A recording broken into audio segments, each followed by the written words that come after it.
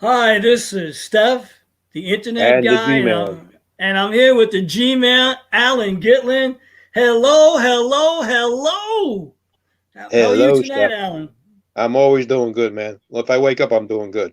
That's any day you get up is a good day at this stage of your life, I would imagine. Well, if I Eh, didn't wake I'm up, I ex- wouldn't be talking to you now. that's right, yeah. You'd be dead in your sleep. Any event, I want to let everyone know that Allan Gitlin is the co-host to this new comedy show. We're going to be doing this every Thursday night, God willing, at 9 p.m. Right now it's under the Internet Guy for You, but next week we'll probably have under a new branding, which will be called Live Thursday Night, and it'll be on at 9 p.m. every Thursday. And so I'm excited about what we're launching, and we got a lot of things to cover tonight. And Allan, again, I'm looking forward to this. Welcome to the program. Tell us a little bit about yourself. Let the viewers know a little bit about who the G-Man really is. Well, the G-Man is an actor and a comedian and a podcast host and guest. I've been on many podcasts as a guest and also a original script writer. And I'm trying to get into voice over acting right now. And so far, everything's good, man. I'm just having fun with it. Having fun, making money, a little money, and network, and network. Yeah, network is the name of the game, especially in Yeah, these troubling times that we live in. So it's good now that we take this time to be grateful and thankful that we can have this ability, this platform, to be able to share it with the world because you can't go out and do it. So this is the uh, correct.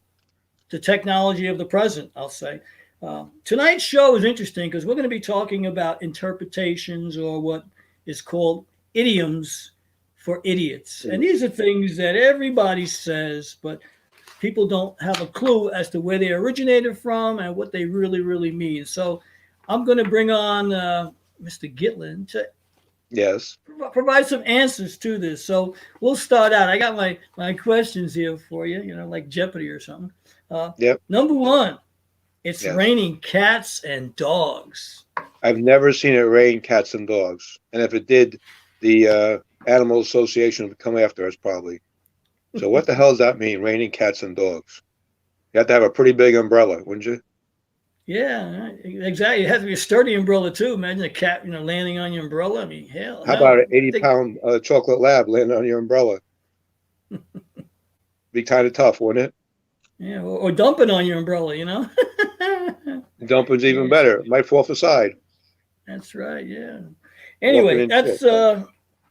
that's very true. Hey, number two, Yeah. kill two birds with one stone. It's hard enough to kill one bird with a stone, let alone two. Again, the animal rights would come after you if you killed two birds on one stone. It's like one of Doesn't make those sense. old cartoons, Ricochet Rabbit. Bing, bing, Ricochet, bing, bing. bing, bing, ricochet rabbit. Yeah. Here's Bing, bing, another one bing. for you. I must have Yeah. been watching Courageous Cat when I came up with Okay. some of this. Yeah. He's here. Let the cat out of the bag. Well, why would you have a cat in a bag for? He might die, first of all, with no, not nothing to eat in the bag. And again, the animal rights are going to come after you for having this cat in a bag. So who comes That's up with just these things? Yeah, it's just like Dr. Seuss, a cat in a hat. Right. Oh, wait, you Yeah. can't say that no more. No, you can't. No. Listen, first of all, that's the only books that Joey understood and comprehended. And Dr. Seuss has a new book out called There's a Puppet in the White House.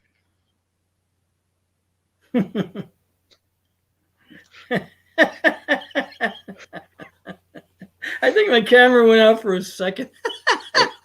And Joey comprehends that. See it? Did you see the blip? All right, Yeah, I'm gonna try to be politically correct here because I've got two blips here. I think it's like the Gong Show. Somebody wants to give me the hook. Anyway, here right. we go. A dime a dozen. Now, how's a dime, first of all, is 10 and a dozen is 12. So how's a dime a dozen? How does that work out? Is it How's $1.20 or that? something? I don't know. How's that possible? I don't know. I don't know. Here's a good one for you. This came out of the Bush administration. Beat around the bush. Why would you want to beat around the bush? You want to be in the bush. You don't want to beat around it. Well, you want to push in the bush. Push in the bush, right? Right. Yeah. Remember that You don't want to song? beat around the Okay. bush. You want to beat Yeah. in the bush. Here's one for you. This is an Andy Williams Yeah. idiom. Once in a blue moon. When's the last time you saw a blue moon? Never. I never even saw a blue sun, let alone a blue moon. It would defy logic if we did, I think, Do we ever Here's think a about good, these things when we say them, though? No. no, not at all. Not at all. No. We just say them. Here's another one for you. It's the Yeah. best thing since sliced bread. Well, who said sliced bread's so great? I like bagels myself, or potato bread. I don't think white bread is so special. So that doesn't make any sense. The best thing since No, sliced bread, when sliced bread's not that big, that good, yeah, pretty bland if you ask me. Here you go. Take it with a pinch of salt. Why would you take something with a pinch? A pinch of salt is like a little amount. You're gonna put salt on something, it's gonna be more than a pinch. So why would you take it with a pinch of salt? Doesn't make sense. No, a lot of these haven't. I Here know. we Well, go. that's why they're idioms for idiots. Idioms, right? Yeah. For In idiots. fact, we're going to have hundreds of these if we keep going. There are so many you can find. Here's another good one here. This is out of a Top Gun Tom Cruise movie. Go down in flames. Who wants to go down in flames? Number one. If you're in a fire, you're burnt up. You ain't going down in flames, man. You're burnt to a crisp. Unless you're going to see Satan, maybe. I don't know. Then you'll be used to it. Yeah, take the elevator down, yeah. Like the devil went down to Georgia, Yeah, so why Georgia of all places, I wonder, I don't know. Wonder why I picked Georgia for that. Yeah, well, yeah, I don't know. There's a real joke in there, but we're gonna leave that one alone tonight. Here we go. Okay. Water under the bridge. Well, it better be. Why would you need a bridge otherwise? Unless there's water underneath it. Yeah, I mean that doesn't make no sense. Water under the bridge. Of course, there's gonna be water under the bridge. Would you build Right. a land bridge? Right. Otherwise, it wouldn't. You wouldn't have. Otherwise, it wouldn't be a bridge. It'd just be a highway. Yeah, it wouldn't be a land bridge, right? Yeah. Yeah. I mean, it could Water be, under the but- highway. Water under the highway. Okay. Unless if you're in New Jersey or New York with the way the potholes and the construction, it would be people under the bridge, or cars under there. Here's a good one for you. You Okay. can explain this one to me. Yeah. Deader than Kelso's nuts. Well, that's pretty hard because Kelso was a world-class racehorse who I believe won a Triple Crown at one point, and she was a gelding, and geldings don't have nuts. So better than Kelso's nuts. What the hell does that mean? You got me. Here we go. Spill the beans. Why would you want to spill beans? You like to eat beans. Why would you spill them? And they're going to make a mess if you do. Yeah, I had some Bush's beans tonight, and I did my Right. best not to spill them on the stove when I was cooking them, or not to get them on my sweater when I was eating them. So yeah, spilling the beans is And you're not giving away the secret of Bush beans. no, not at all. No. Let somebody else share that secret, the secret sauce or secret recipe. Not for me to tell. Right. Here's a good one here. This is one that sports fans can identify with. The ball is in your court. What the hell does that mean, the ball's in your court? Why would you be playing with your balls on a court anyway? Unless you're playing pocket pool and you can't find the 8-ball. You're probably right. You won't be bouncing them on a court. The If ball they is bounce in on a your court, you got real problems. Speaking of balls in your court, last night I tried to watch for about 30 seconds for this new basketball league on this internet G channel. League. Watching, but yeah, whatever. And I'm looking, and I couldn't even stay with it with 30 seconds. I said, "Damn, either this doesn't interest me." I said, "Wait, they're running back and forth. All they do is make the shot, go to the other side, make the same type of shot." I go, I can't spend 2.5 hours to watch guys who don't even need to jump to dunk the ball. Put it in. I'm like, move the basket up to 12 feet. Then I'll watch the game because then there's a degree of difficulty. So for a guy who's short, yeah, it's hard for him to make those shots. But for a guy who's 7 foot tall, give me a break. So the ball is in your court. Very interesting one here. But I want to take a little diversion. I want to take you down memory lane. Okay, yeah. All right, I'm going to take you down memory lane. We're going to talk about some real life stories. And one you share with me. If you don't want to tell it, you don't have to tell it. But No, I'll tell it. I'll all tell right. it. So we're going to talk about your ex-wife and Which the one? I got two. money. I got two. Well, the one with the checks and the Okay, I can tell you that story. Okay, well, let's tell this story first because this story came first. I've been divorced from my first wife approximately 25 years, and she's been remarried for about 20. And she was married. Well, first of all, I should start the story correctly. So she wanted her checks sent to her directly because she knew the state child support was messed up. So, and it was always behind. So I promised I'd give her a check every week, even though it might be like 3 or 4 days behind, but she had a check every week. And so she gets married somewhere around 20 years ago. And I used to write on the checks where it says what the check is for. I used to put CS week of, and I put my last name because that's the way it was ordered by the court. Her name when she was married to me. And 6 months into this, I guess 6 months, I guess they were married. And I was living with my mom and dad at the time because when I got divorced, there's a lot of stuff that went on, and I ended up living with them. And my mom calls me at work and says, "Hey, you got a letter here with no return address, but it's handwritten. The address to you, handwritten." So I come home from work and I open it up, and it's a letter from her new husband. And he says, "We have a problem, that she's having trouble cashing her checks. And I'd like you to put my name on the checks, my last name on the check, because now her name has changed. Or we're going to have a problem." What are you going to do? Beat me up? You're freaking what? I mean, first of all, you have nothing to do with my child support.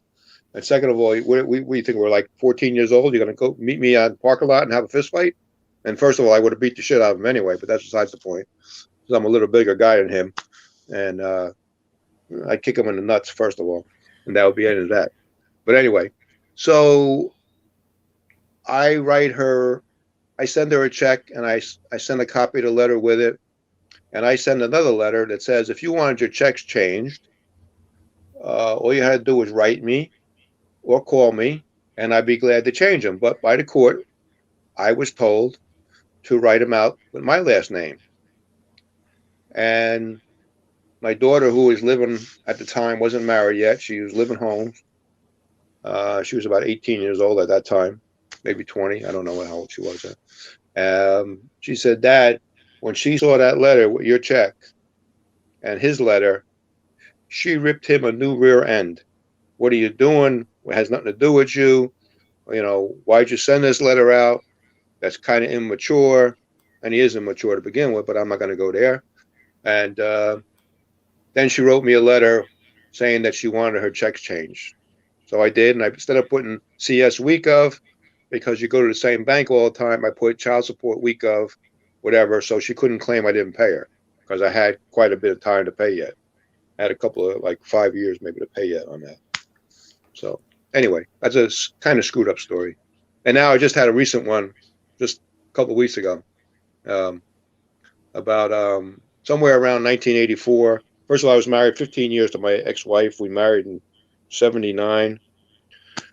Somewhere around 84, our accountant had told us to buy an IRA to lower our taxes. And when I got divorced, well, for 10 years, we got divorced in 94, 95, something like that. And for 10 years, I was getting statements when I was married to her. And then when I moved to mom and dad, I totally forgot about it because it was a small amount. It was only like $1,000, I think. And recently, my ex-wife calls my daughter and says, "There's a tax document here for your father from the Santander Bank," which I never did business with. And my daughter takes a screenshot of it and sends it to me on Messenger. And I don't remember anything about it. Of course, you're talking about almost 30 years ago, almost 40 years ago, I should say. I call Santander Bank and I said, "Listen, I've never done business with you. I don't know what this thing is. Can you explain it to me? And after about an hour on the phone and some lady calling about 5 different departments, she figured out that I bought this IRA in 1984. And since the time that my ex-wife has been married, they've been sending out statements every 6 months. Now her husband works from 4 in the morning till noon, and she works till about, well, she's not working, she's working from home now, but she works about till 6 or 7. She works in the city, and he works in, I believe, Bridgewater or Piscataway. I'm not sure. And he's been throwing these statements out for the last 20 years, which, if I really wanted to be a prick, I could complain to the U.S. Postal Service and get him in a lot of trouble because he's playing with my mail. And all he had to do was give it to my daughter, and she would have given it to me. But he was being a real, what I would call, a-hole, and threw him out. So I have to go now. I have to get the statement from my daughter and bring it to Santander Bank and change the address because there's one more before it matures on July 18th, I believe. And it's now $2,000, and I haven't put it down. I haven't put any money into it for the last 20 something years. I mean, Well, 30 something years, 37 I, years, whatever. I think the new husband needs to mature rather than the bonds themselves. Yeah. Because I mean, Yes. I think he's that, gonna. I don't think he's gonna mature in July. I think it might take a few more years. yeah, But he that's pretty. definitely, That's pretty stupid in my opinion. But what do yeah, I know? that is super stupid. I mean, it's It's actually beyond. pretty. It's actually pretty petty, if you ask me. Oh, I I agree mean, with you. really. Yeah. I'm glad that you shared this because hopefully somebody will call him and say, "Hey, dickhead, why'd you do that to a good guy?" Right. Well, you know what? He just listen. I've always been cordial to him. I've always talked to him. I've always treated him with some respect. He hasn't always treated me with respect. Listen, the guy didn't do anything to me. Um, he's married to my ex-wife, so what? Who cares? I don't care. It's long over. Listen, my marriage was over a long time ago. Um, I don't care what if I didn't build the house that she lived in, I wouldn't care where she was living, but I happen to know where it was because I built and paid for that house before I got divorced. So, and it's only 15 rooms, by the way. So, whatever, on a half acre of land, so it's worth about 500,000 right now. Whatever. What I don't have. Not the end of the world. I'm still here. I'm still smiling. I'm still having fun. I'm still enjoying life. Is she happy? I have no idea. Because she still doesn't talk to me after 25 years barely. So I believe that in order to move on with your life, you have to be going straight. And whether you hate me or love me, which is a very fine line, part of you is fractured. So what you think you have with your husband of 20 years, you really don't have. It's not as solid as you think it is. Just my opinion. What happened? Steph lost you, I think. Steph? Steph? Steph? Steph? Steph, where'd you go? Hello? Steph. We lost Steph. What happened? Yeah, what happened? Somebody cut us off. I got to bring us back Cut you on off. again. I'm on.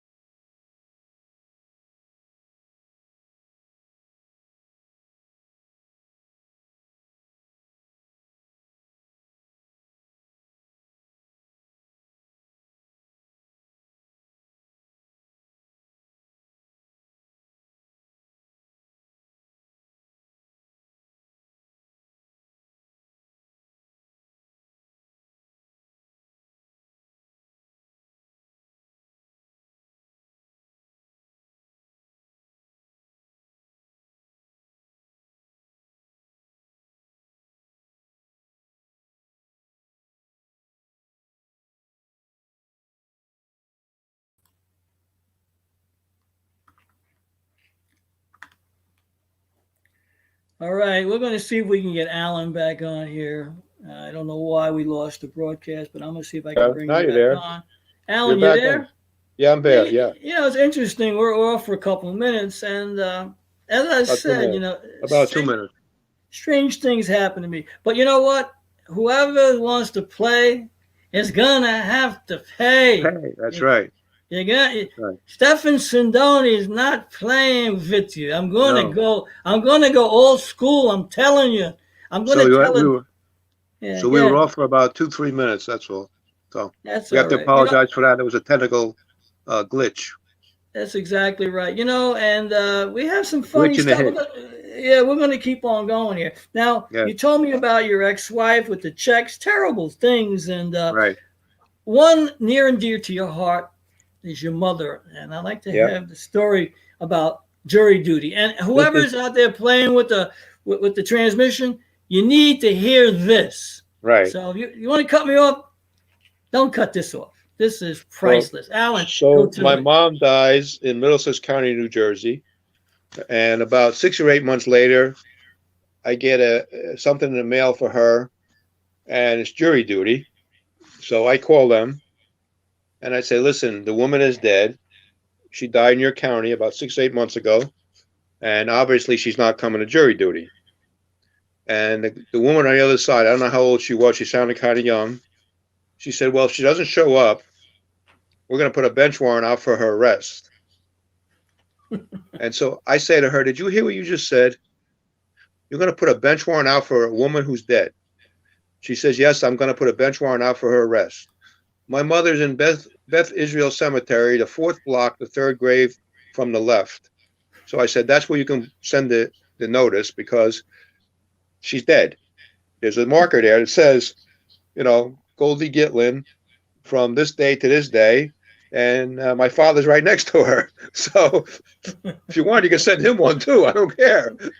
But they ain't getting it, that's for sure. Now, all she had to do was probably look up in a record somewhere to see that the woman had died 6 or 8 months ahead of time.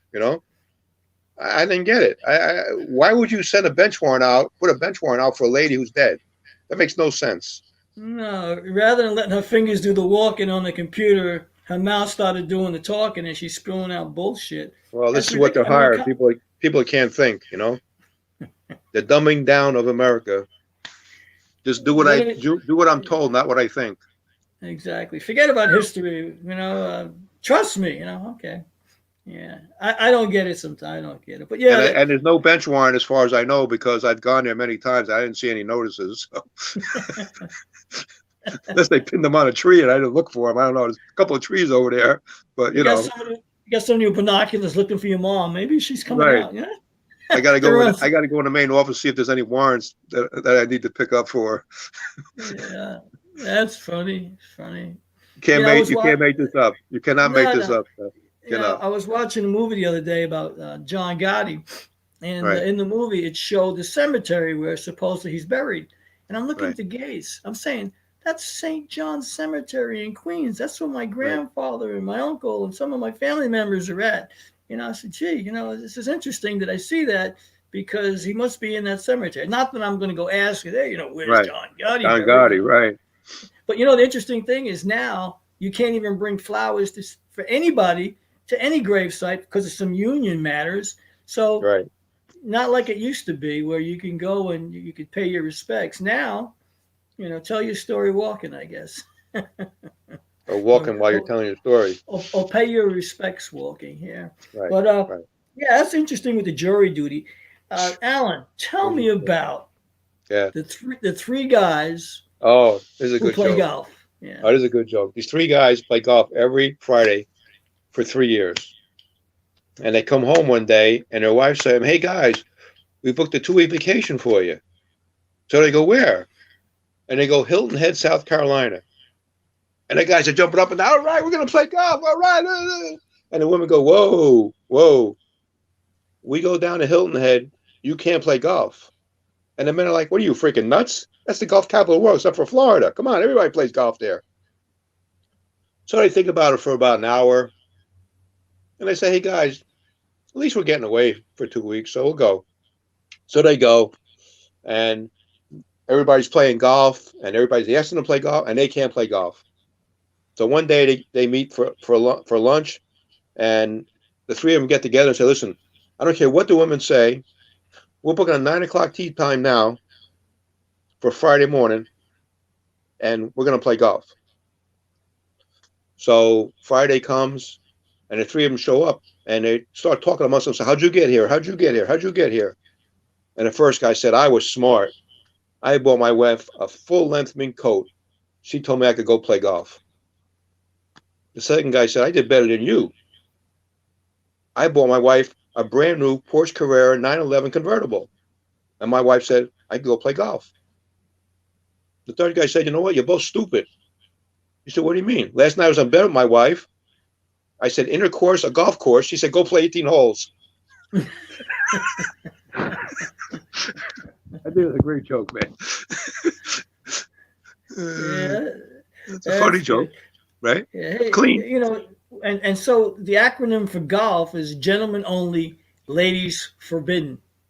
You know, it's interesting. Like most people don't know that. So wait a minute, how do you have a LGPA, you know, for golf tournament if ladies are forbidden? I could never figure that one out. You know, how do you have a ladies league? They're only allowed to play with themselves.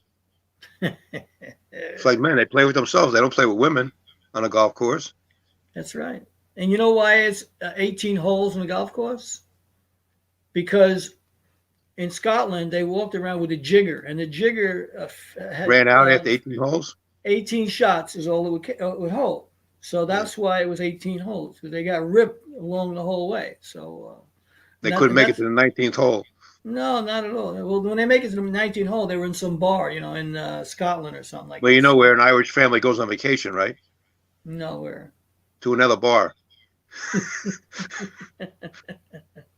And you know what a 7-course meal is, don't you? In Ireland? No, A 6-pack and a potato. Having dinner with Sister Irene. All right. Right. Yeah. Here you go. Okay. Here's a good one, and I know I've never heard this. Yeah. And he's one of the funniest comedians who ever lived, Buddy Hackett. And you got a Buddy Hackett joke here. This is a great, well, there's two, but this is a good joke. This is stolen from Buddy Hackett. He did this on Johnny Carson. It's got to be 30 years ago, I would guess. Maybe, I don't know. Maybe more. And I just love this joke, and it's funny as hell. So this guy goes duck hunting, and he shoots down a duck, and it lands on a barn. So he goes to get it. And as he's going to get it, the farmer comes out. Says, where do you think you're going? So I'm going to get my duck. And the farmer says, wait a minute. That duck landed on my barn. It's mine now. The guy says, you're freaking nuts. I shot it down. The farmer says, listen to me. That duck landed on my barn. It's mine. So the guy said, listen, I've been out here for like 6 weeks. This is the only thing I shot down. And the farmer said, listen, I don't care if you've been out here 6 months. That duck is mine now. And the farmer says to him, by the way, where are you from? He said, well, I'm from the city. And he says, well, you don't know country rules. And the guy said, what do you mean country rules? Country rules are if you shoot something down and it lands on my property, it's mine. And the guy said, please, I got to go back with something. And they're going back and forth about a half hour. And the farmer says, you know, you don't seem like a bad guy. He said, I tell you what, we'll sell this country style. The guy says, what do you mean country style? He says, well, I kick you in the nuts, you kick me in the nuts. I kick you in the nuts, you kick me in the nuts. And who's ever left stand, that's whose duck it'll be. And the guy says, you know, not for nothing. That sounds a little painful. But if that's what I got to do to get my duck, then let's go. So the farmer says, I go first. And he kicks him as hard as he can. And the guy goes down, oh, motherfucker, oh, my God, I'm never using my nuts again, oh, my God. And he rolls on the ground for like 45 minutes. And he finally, oh, my God, I can't believe you hit me so hard. And he stumbles to his feet after about 45 minutes. And he says, I guess it's my turn, huh? And the guy says, nah, you can have the freaking duck. And I just thought that was so funny. He does that on Johnny Carson, and he knocks over the little table they have coffee on with Ed McMahon, and he's rolling on the ground for like a couple of minutes, you know, going Nina, Nina, Nana, Nana, Nina, Nana. And then he tells the punchline, and Johnny Carson almost fell off his chair, I swear to God. And the crowd went crazy. You know, it's such a funny joke, man. And I tell it, and I tell it just the way he told it. He put few little things in there, but it's just a funny joke. You know.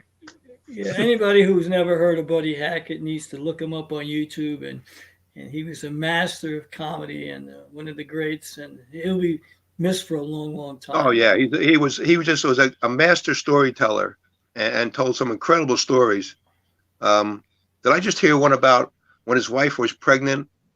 Um, yeah, but you got to see it. This is when you have to see it. You can't tell it because there's stuff that has to go on. You have to actually. It's a visual, so you Well, have to see it. But funny here's show. here's when you can tell. Tell us Yeah. about Desert Island. Oh yeah, there's a guy. Oh yeah, this is a good kind of dirty joke, but that's okay. It's risque. Let's live it that way. So this guy is stranded on a desert island, and after about 20 years, he finds a lamp and he rubs it, and a genie appears, and the genie says, "Listen, I'm your genie, and you have 3 wishes, but be careful because you only got 3 wishes." So he says, "I always wanted a Lamborghini." So, boom, got a Lamborghini. Then he says, genie says, "Listen, you only got 2 wishes left. Be very careful here." So the guy says, "I always wanted to have like a harem of women, nude women." So, poof, he's got like 20 women there, naked women. He's like, "Wow, this is great, man. Got a great genie." This is. And the genie says, "Listen, be careful. You only got 1 wish left." So he says, "I want my schlong to touch the floor." The next thing he knows, he has no knees.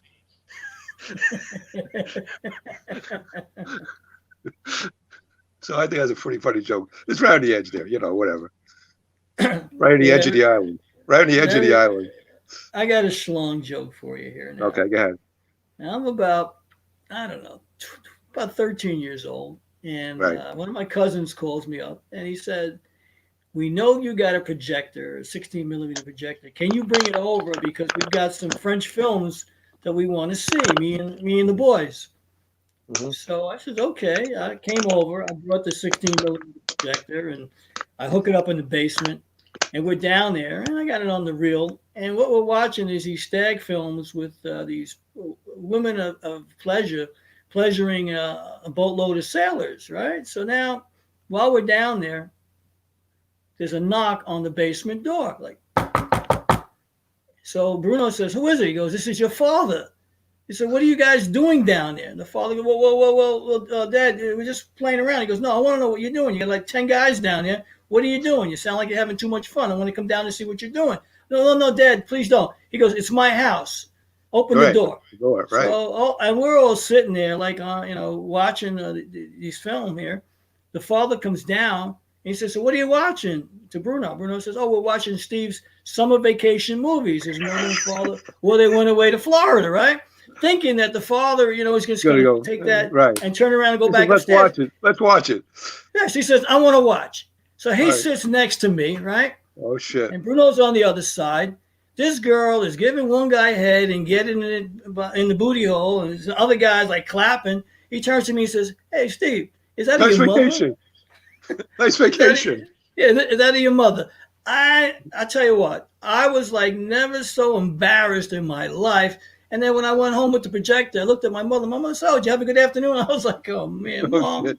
Well, you know what I always say, how you always read a magazine or a newspaper or whatever, and they say, "I got 6 inches." Who the freak carries a ruler with them or a measuring stick?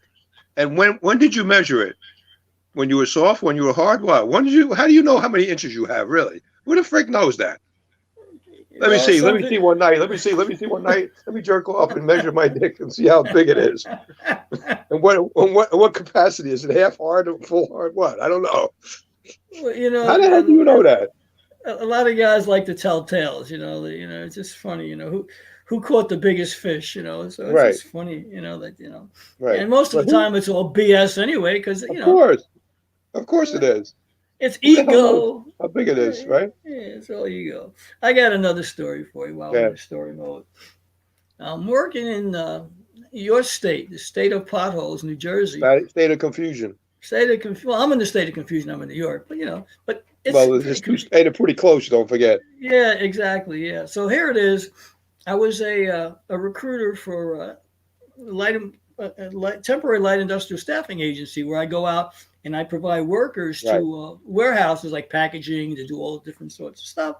So I go to this one warehouse and I knew they used about 50 people a day. I'm saying, gee, if I could only get 1/3 of that, that's great billing for the company. So I go in and I give my card to the manager. I said, by the way, my name is yada yada yada, and I represent exploit, and we provide workers to buildings such as yours, and take care of your packaging needs. So I look at his card, and I'm looking at it, and I said, oh, your name is Phil, Weisenheimer. He goes, yeah, my name's Phil. I said, you've got a very interesting title. I said, I'd like to read the title out to you. It says HMFIC. I said, what does HMFIC stand for? He goes, well, if you must know, I'm the head motherfucker in charge. Right. I looked at him. I go, okay. He goes, listen, I'm busy. And I want to know whose mother you fucked. Yeah. So I looked at him. I said, this is going to be interesting. I look at him, and he goes, you got a minute, start talking. So I'm like, oh, man, this guy's a real Weisenheimer. Right? So I said, well, I can give you this, that, and the other thing. He says, well, I'll tell you what I want, and I'll tell you what I don't want. He goes, first, let me tell you what I don't want. I don't want any blacks because they're lazy. And I'm looking at him. He says, I don't want any Puerto Ricans because they steal. But if you got a dozen Mexicans, I'll take them right now. I said, Mexicans, huh? So I'm looking at him. I said, tell you what, how about a dozen Koreans? So he looks at me and says, are they any good? How would I know? How the hell would I know? I'm just playing it off, Mexicans, whatever. I can't talk that way. I'm a manager of employment agency. Right. It's One hung low. That's discrimination, So, one do not. How long's the Chinaman? Yeah. So about 3 days later, Alan, I get a phone call from Phil. He calls me, says, by the way, he goes, can I get those Mexicans and Koreans? And I said, oh my God. I said, no, I don't have the Mexicans. I said, I try to line up those Koreans for you. And I was playing off. One of my coworkers says, we don't have no Koreans.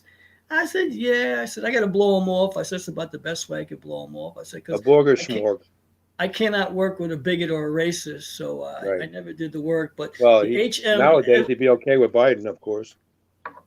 Oh yeah. You wouldn't have any problem getting them now. That's very, very true. Yeah. So in those days, I mean, the companies were very, very racist in what they wanted, and they could say it, but if we say it, off of our heads. No. But it was interesting though, like the HMFIC story. I figured I'd just share that with you right now. But yeah, that was good. That was good. But we're off in a good start here, and next week, as I said to you, and before we went on, we've got the new channel that I want to launch. God willing, we'll be able to do it without a glitch or an interruption, which is going to be live Thursday night, and it'll be on with Stefan. I think it should change the live Thursday night with Stefan the G-Man. All right. Well, I already branded. I have to do a different brand, but we'll see. Brand. Yeah. Well, if it's available, I can get it. I can't see why it wouldn't be available. Yeah. I think what we're doing now is some good stuff, and we're going to be sharing things with Alan and myself, stories, analogies, metaphors, you name it. Idioms for idiots. We're going to come at you in a lot of different directions, and we plan to make it entertaining and funny. So if you like what you're hearing, hang with it. If we get blipped off for a couple of seconds, whatever, Steph is going to figure out, because he's the internet guy, how to get back on, because what doesn't, kill me will make me stronger. So this is Strange Brew. I know things happen, and we'll just chalk it up to a glitch tonight, but we're off to a good start. Al, any more jokes you got tonight? No, that's about it for right now. We're pretty good. All right. So I'm liking what we're doing right now. And as I said, let's keep it real. Let's keep it funny, and let's keep it moving. And every Thursday we'll do this, and God willing, we'll get it out without interruption. But Alan, I want to thank you very much, and I want to shout out to you and to give out your website. Can you do that, please? www.theg-man.net.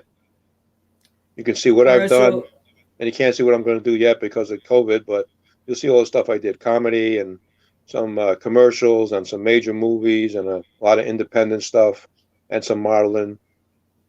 And I'm working on a few other things yet. So we'll see All what right, happens. listen, we got one. You know what? Let's end with the Yeah. Chinaman story. Let's tell that tonight. And that one, So how we how met. how we met? How we met? Yeah, and why Okay. we're going to be doing this every Thursday. What created this situation? Um, I went to see my cousin who was dying in St. Louis, and I took a train ride to Chicago, and then 5 hours back to St. Louis, whatever. And I was on my way back, and I was in the Chicago train station, and there was a Chinese guy running around the train station. We had not met yet. And he was running around with a chicken, like a chicken with his head cut off, running all around the train station. And we find out that he's looking for tape because he's got a box in a box, and they won't let it on the train unless it's taped up. And after about a half hour of this guy going all over the freaking train station looking for tape, apparently, the Amtrak lady says, "You know what? I'm tired of listening to you. I'm trying to, I'm watching you run all around the train station. You tell me you got to get on this train. You can't miss this train. It's very important you make this train." And the train's going to New York. And she tapes up the box for him, and he gets on the train, and he ends up sitting in our car. And at that point, we didn't really know each other. And he's sitting in the back with the conductor. And there's about 10 of us that were starting to talk and hang out. We're all hanging out. And you're getting married for about 20 minutes. But anyway, um, That's another and story. we're sitting there just BSing and having a lot of fun and finding out where everybody's from and where everybody's going. And we're just hanging out, having a good time. And we leave Chicago, and we're now in Cleveland, Ohio, and it's about 11 o'clock at night. And I go to the bathroom, and I open the bathroom door, and it reeks of marijuana. Well, first of all, before this Chinese guy was running up and down the aisle, and we're not really paying attention to him, but he's running up and down the aisle like 20 times, and we're just like looking like, what the hell's wrong with this guy? But we're really not paying attention to him because we're all telling jokes and stuff and just busting each other's balls.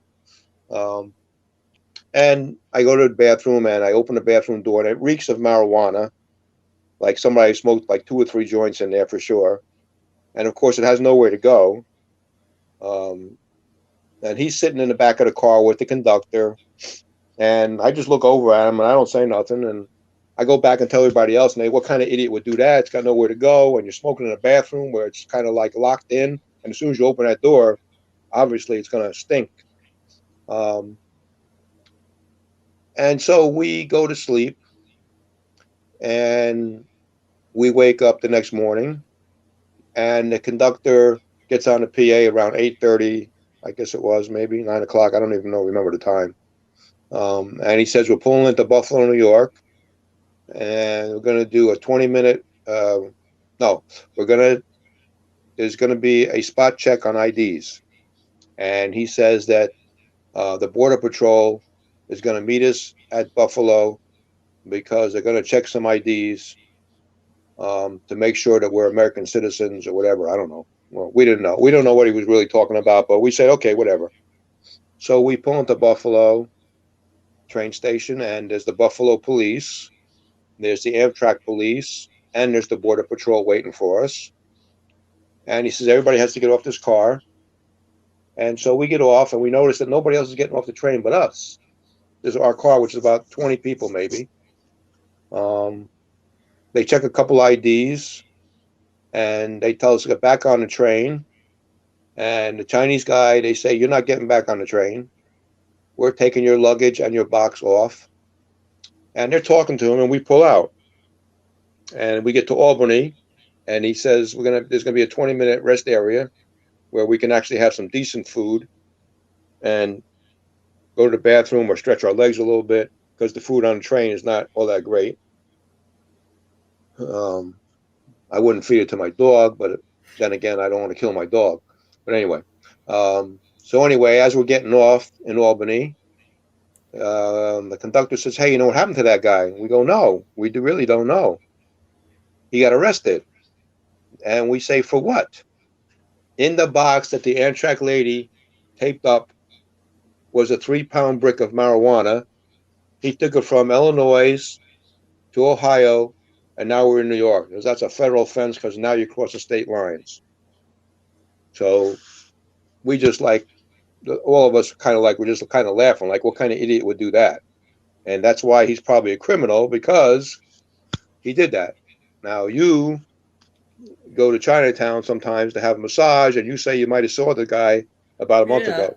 So yeah, I maybe think he his got name out is. after 3 years. Yeah, I think so. I think his name is Benny Hands now, is what I think. And look, I go, It gee, might be everybody. one hung low. Yeah. And So I just fungu wondered. knots. But Fungu it's knots. funny because Yeah. that same train trip I had gone on, I don't know, L.A. Coming across, and Hmm. in New Mexico, there was another drug situation where some agent gets on the train. I'm sitting there and I'm minding my business, reading, on my computer reading, and comes over and says, "Can I check your ID?" I said, "Excuse me?" He goes, "Oh, can I see your ticket?" I says, "Why?" He says, "Do you have luggage with you?" I go, "Yeah, it's up in the overhead compartment." He says, "Well, who's that woman you were talking to?" I said, "Woman?" I said, "You mean in the snack car?" I said, "Some woman who got on the train." I said, "I'm sitting down, and she asked to share the table with me, and we shared a couple minutes conversation, and that was all." He goes, "Well, how do you know her?" I said, "I think you're getting a little too personal at this point." He goes, "Can I look in your luggage?" I said, "Absolutely not." "Can I see your ticket?" I said, "Hell no." He says to me, he goes, "We're looking for people who got contraband and drugs on the train." I said, "Well, you better look somewhere else and have a nice day." So he left. So when I got to Chicago and I saw the Chinaman, fiddling around with this box that Mm. had to be taped, Right. and I'm sitting there with the woman that I married for 20 minutes, and I'm Right. saying to myself, "What the hell is this guy doing?" It was kind Right. of odd, him with this box there, and he's uttering out these things in Japanese or Chinese slang. I couldn't figure out. Bing, bang, boom. And I'm like, what's this guy so irate about? And then I saw that, the woman, trying to tell him he can't take this box on the train, and didn't realize that when I got on the train, he would be sitting in the same car as we were Right. in the Right. back of the car. We were more Right. scooted towards the front, Right. and so it was kind of interesting that this guy would, go across state lines with the weed. It must have been really good weed for him to go across Somebody, 3 pounds of weed. somebody didn't get their delivery, you know. But that was a funny No. train ride also, because remember the guy who was sitting next to me, the black guy, and Oh, I the had one a who borrowed your charger. charger? Yeah, yeah. I had a charger, and all of a sudden, I go to the bathroom. I come back, and he's got my charger. And as soon as his phone charges, he gets up and moves his seat. Like, what the hell is that all about? You never even asked me to use the charger. I got to tell you, Chicago's a pretty strange place. I'm waiting for that train there before. Let me get something to eat. And some Yeah. guy comes over and he tries to grab my luggage. I had to grab my luggage and like straddle it between my two legs. Then I went to where the lockers are. And this one guy says, "Oh, by the way, I'm getting on the same train with you. If you want to go get something to eat, I'll watch your luggage." I go, "Really?" I said, "Tell you what." I said, "I will watch yours. I'm in no hurry." You know, Right. bang, zoom. He was gone. I'm saying, you know what? I'm glad I didn't have to put my foot in his ass. And, Right. I'm saying to myself, it's 2 times in 20 minutes where somebody's trying to rob me in Chicago, so I'm glad I wasn't in Philadelphia, the city of Chicago's brotherly my love. kind of town. Yeah, You know. you got to watch wherever you are. So I got on that train after all this, situations on the train, I was like, oh no, the Chinese guy. Now you need a bulletproof vest in Chicago. Yeah, that's exactly. It's a shame, though. No matter where you go now, it's just very sad. I mean, I'm on the train a couple of weeks ago, and some guys People trying to play, slash people. three-card Monte with these people on the train, trying to get them to give them money. Guess where the die is, or guess where the card is, or the ball is under the cars and stuff. And I realized, Guess what train station I'm at now. and I'm looking at this, and like they're trying to hustle people on the train. I'm going, damn. I mean, here it is. People got to wear a freaking mask, right? How the hell they got the moxie to come on and try to hustle people No. during a pandemic? So the guy looks at me, and I said, what's wrong with you guys are doing? And he's telling me, "I'll kick your ass." I go, "Really? You? And what army?" He's like 6'2", a big guy like you. And there's like 12 people on the train car. I don't get mad very often. I said, Right. "Look, let's get off the train right now at this stop. And I looked at the people in the train car. I said, none of you got any BALLS. I said, but that's okay. And I looked at him. I said, you, my friend, get off the train, and I will promise you I'll beat the shit out of you. And then I'll call a cop for you and your friends, and we'll get all of you off the train. All of a sudden, Allan, they're all gone to the next train car. And this one fella said to me, he goes, I saw what was going on. I said, well, most people see things, but they're don't want to afraid get to involved. say. They don't want to get involved. I said, me, Right. I'm at the stage right now, maybe because I'm older, I don't give a fuck. It's just Right. the lack of a better term. Because you know what? You have to stand up for what's right and what's not right. And I told someone the other day, I said, it's not a white thing or a black thing. It's about the right thing. Right. That's to me what most matters. You put your pants on the same way every day, and you stand up for what you believe in. And some people put the same pants on every day too. Yeah, well, that's okay too. If you can put a little, spray some cologne on there, whatever. Once in a while. Yeah, but I like washing my clothes on a regular basis. Yeah, me too. I just do. I like the smell of my clothes rather than eau de peau.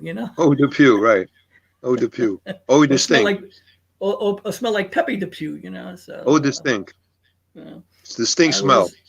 Exactly. I rather have a distinct smell rather than a stink smell. Right. That's right. Yeah. You played off that. I would rather be distinct. Yeah, I can be discreet and I can be distinct, but I can't stink from nobody. Right. That's right. Like Jimmy Durante. Ink a dink a dink a dink a dink. Ink a dink, stink a dink a dink. Yeah. Stink a dink a dink. It reminds me of this joke about this. I created this character years ago, and the guy's name was Jaime Stinkashits. He had a hard time when he was growing up. I went to school with him. Did you? Well, yeah. He had a hard time with playing hide and seek because he couldn't hide nowhere because they always smelled them coming. So he couldn't play hide and seek. But that's what his wife said. I smell you coming. Oh, I got one last one. I'll say this now. The store is no longer in business. I was managing this store, Nobody Beats the Wiz in Toms River, New Jersey. And the company was run by 37. Syrian. Exactly. The company's run by Syrian Jews. And they said to me, Steph, we want you to groom one of these young guys who are working for you to become the sales manager and then ultimately become the store manager. Fine, I'll do that, So I'm taking him under my wing. He's got the kippah on and he's very religious, got the beard and, the pails, and he very observant, And so I got him under my wing. I'm trying to teach him. So one day he's in his car. I'm going out to lunch and I see him. I look over. I said, there's Isaiah. So as I'm walking past him to get to my car, I look over and he's got his windows rolled down. It's a summer day. And I look in and he's got a ton of bags of McDonald's and all Burger King and all wrappers in this car, front and back seat. And I look over and I says, Isaiah, I said, we have garbage cans, outside the store. I said, cleanliness is next to godliness. And I look and there's roaches like on his shoulder, like climbing all over him, right? He says, yeah, Stefan. He goes, I am a filthy bastard, ain't I? I said, look, you need to clean this car. I said, I'll tell you what, I'll give you an extra hour. Do what you got to do. I said, but don't drive the car like that. I said, because I want to groom you, but if I can't groom you, I'm going to have to freaking broom you. Right, out the door. You're going to drive me Meshuggah. You're going to get kicked out the door. That's how I'm going to groom you. So... Don't let the door hit you on the way out. Yeah, so it's so funny, but the guy was filthy as the day is long. And I go, oh, man, I got to train this filthy bastard, because that was the order. So, okay, you do what you got to do. But I realized that you can't always judge the book by the cover. Very smart guy, but when it came to common sense, and you can't always judge the cover by the book. No, that's another one. You doesn't always flip match things around. You flip things around, Mr. Backwards. But yeah, that was my story about that. So to me, cleanliness is a must. I mean, your appearance. I mean, right. People judge you. That's your calling card. When they see you, that they look from your shoes up to your head, and they may not say anything, but they're judging you the whole time. So when if this guy's car, no one go near him. I was like, I don't know how far you're going to go in life. Listen, I always say if your car's a mess, your life is a mess, and your house is a mess. And 9 times out of 10, that's correct. The way you keep your cars, the way you keep your life, and the way your house is. Well, I got to tell you, it's not what you say, it's what you demonstrate. And when I saw that, I go, you know what? I'm out of here. That's it. Right. Right. I can only train you in the mechanics of being the best salesperson. I can't tell you how to good hygiene. Exactly. That I can't do. Your mother and father, if they dropped you on your head, it's not my fault. Right. And so I think that's all she wrote this night. That's all she wrote tonight. Yeah. So Allan. Yes, sir. We're gonna wrap this up. It's a wrap. It's a wrap. This is Stef, the internet and guy, the G-Man. And the G-Man, Allan Gitlin. So we're signing out. See ya. Bye.